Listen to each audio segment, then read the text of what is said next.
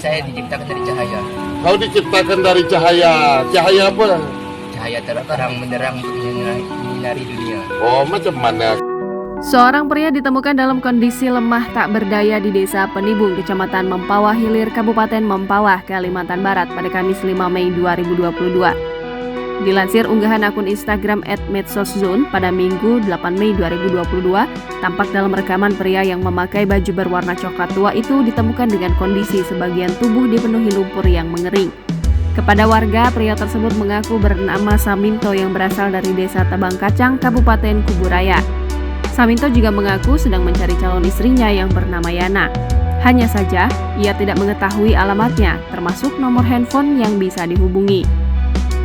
Yang lebih anehnya lagi, Saminto mengaku tidak dilahirkan seperti manusia pada umumnya.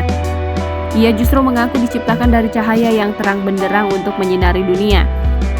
Kini, pria tersebut sudah dibersihkan dan diserahkan warga kepada pihak kepolisian untuk penanganan lebih lanjut. Jadi kamu ke sini jalannya cari siapa? Cari Yana, Yana.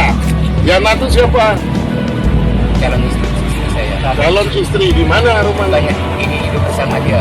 Hidup bersama dia.